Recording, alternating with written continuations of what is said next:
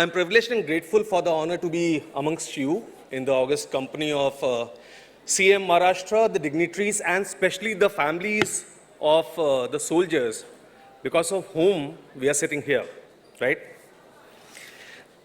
As usual, I'll start off with the Shayari, the way we start in the parliament. हमने माना कि हम आपसे बेहतर नहीं, हमने माना कि हम आपसे बेहतर नहीं, लेकिन हमारी महत्ता भी आपसे कमतर नहीं. हम हिल पड़े तो गिर पड़ोगे ऐ गगनचुंबी कलश, नींव के पत्थर है हम, राह के पत्थर नहीं. So this is something which we used to say as a फौजीज. और ये हमारा सौभाग्य है कि उस परिवार के मुखिया जिनकी कहानी मैं सुनाने जा रहा हूँ आज हमारे बीच हैं और उनकी धर्मपत्नी हमारे साथ हैं. इनकी कहानी मैंने पिछले साल आकाशवाणी में सुनाई थी और इस साल यही कहानी दूरदर्शन नेशनल में भी आएगी 22 सितंबर को. और उनकी कहानी उनके सामने सुनाने का सौभाग्य बहुत कम लोगों को मिलता है. शायद आई एम रियली लकी. कुछ कहानियां आपका दिल तोड़ देती हैं, हिम्मत नहीं. ऐसी ही एक कहानी है ये जो मैं आपको आज सुनाने जा रहा हूं. ये कहानी है कैप्टन जिंटू गोगोई की. कैप्टन जिंटू गोगोई, वीर चक्र 17 गढ़वाल राइफल्स, इंडियन आर्मी. आप में से शायद कैप्टन गोगोई का नाम ज्यादा लोगों ने सुना नहीं होगा. तो भारत के एक छोटे से गांव में 5 लोगों का परिवार रहता था. छठा आने वाला था, घर में सगाई थी और एक दिन एक युद्ध पे चला गया. उसी की कहानी है ये.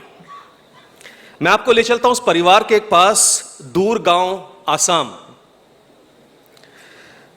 काफी पुराना रिश्ता रहा है मेरा आसाम से. मैं ऑपरेशन पराक्रम में वहीं पोस्टेड था और ब्रह्मपुत्र आज भी मेरे दिल से बहती है. तो 21 नवंबर 1970 की बात है. ऑनरेरी फ्लाइंग ऑफिसर ठोगीराम गोगोई की गोद में एक छोटा सा सिर था, उनके इकलौते बेटे का.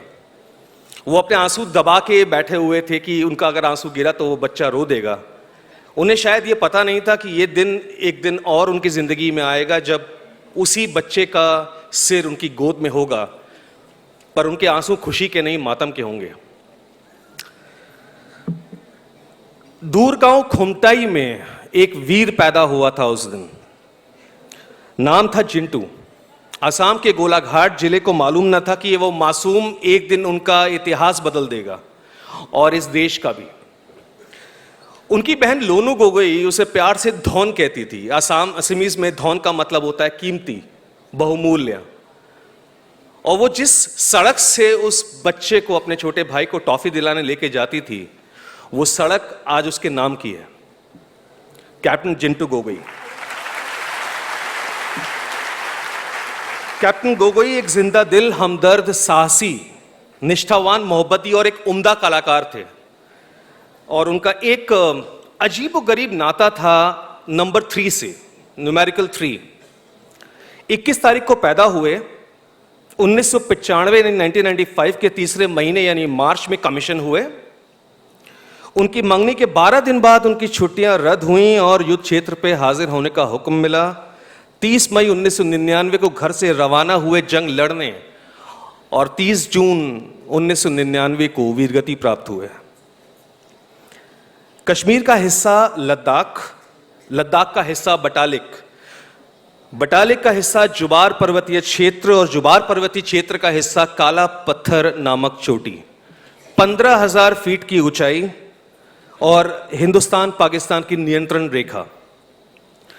30 जून का दिन 1999 का मिशन था काला पत्थर पे दुश्मन का ध्यान बटाना, जिससे वो दूसरे अहम स्थानों पे केंद्रित ना हो सके, उसे खदेड़ना और काला पत्थर पे दोबारा काबिज हो जाना. खतरनाक मुहिम और उससे भी खतरनाक उस मुहिम का आगाज. काफी लंबी और बेहद तीखी चढ़ाई. बताना चाहूंगा कि आजादी से अब तक हिंदुस्तान 4-5 छोटे बड़े युद्ध लड़ चुका है और आसाम के उस छोटे से गांव खुमताई का वो गोगोई परिवार अपने बीच 4 युद्ध लड़ चुका था. 1962, 1965, 1971 और अब 1999। 1995 से 1997 तक दोनों बाप बेटे फौजी वर्दी में इस देश की सेवा में थे और ये देश सुरक्षित हाथों में था। सख्त चढ़ाई के बीच कैप्टन जिंटू गोगोई को शायद अपने पापा याद आ गए। वो भी उन्हीं की तरह काफी सख्त थे और उन्होंने आखिरी चिट्ठी 21 तारीख को लिखी थी, 3 का फेर। बहरहाल 17 गढ़वाल राइफल के सभी दस्ते दुश्मन की नजर में आ चुके थे और खतरे में पड़ चुके थे, एक दस्ते को छोड़ के कैप्टन जिंटू गोगोई का। भीषण गोलीबारी के बीच बचते बचाते वे आखिरकार दुश्मन के पास पहुंचे, लेकिन सुबह हो चुकी थी और 3 घुसपैठिए दिखे। फिर 3 का फेर, 3 घुसपैठिए दिखे और सटीक निशाने लिए गए। वो तीनों दुश्मन लाशों में तब्दील कर दिए गए। उसके बाद थोड़ा सा वो आगे बढ़े एक बंकर की तरफ और वहां पर उनको पाकिस्तानी सेना के 3 अधिकारी दिखे, 3 का फेर। खुल के लड़ाई हुई, आमने सामने की, संगीन चले, खंजर चले, बेयोनेट्स, और फाइनली काला पत्थर खून से लाल हो गया। तीनों ढेर कर दिए गए। आप 3 का फेर नोट करिएगा जो उनकी जिंदगी से कनेक्टेड है कहीं ना कहीं। युद्ध नीति के मुताबिक कैप्टन ने 2 सैनिकों को वहीं रहने का आदेश दिया और काला पत्थर को चारों तरफ से सुरक्षित करने के लिए वे बाकी के दस्ते समेत आगे बढ़ गए। लेकिन उन्हें पता नहीं था कि वो थोड़ा सा आगे ज्यादा जा चुके हैं और वो नियंत्रण रेखा पार कर चुके थे। दस्ता नियंत्रण रेखा पे था जब पहली गोली उनके दाएं पांव में लगी। वो बूझ गए कि थोड़ा सा आगे निकल आए हैं और दुश्मन की इस जमीन तक पहुंच चुके हैं। आप उस सिचुएशन को इमेजिन करिए, आप समझ जाएंगे कि क्या पोजीशन थी उनकी।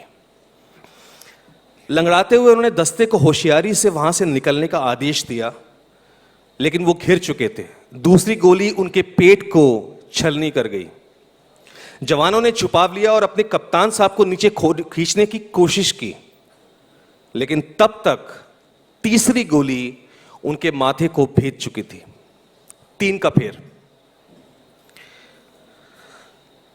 उस दिन उनका जो शरीर था वो नियंत्रण रेखा में दुश्मनों की तरफ जा गिरा और उसे 12 जुलाई को ही रिकवर किया गया। 12 जुलाई को, 12 दिन बाद 3 का फेर। कैप्टन जिंटू गोगोई की बेमिसाल बहादुरी और बलिदान को सलाम करते हुए इस देश ने उन्हें वीर चक्र से नवाजा। ऑनररी फ्लाइंग ऑफिसर ठोगीराम गोगोई अपनी वर्दी में अपने वर्दीधारी बेटे को लेने के लिए आए थे।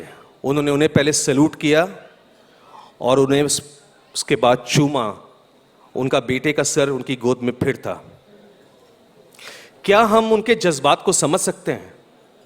अगर समझ सकते हैं तो याद रहे, कैप्टन जिंटू गोगोई थे तो हम हैं। अगर समझ सकते हैं तो याद रहे, एक साथी और भी था। मैं मेजर अखिल प्रताप, भारतीय सेना का एक पुराना फौजी। जय हिंद।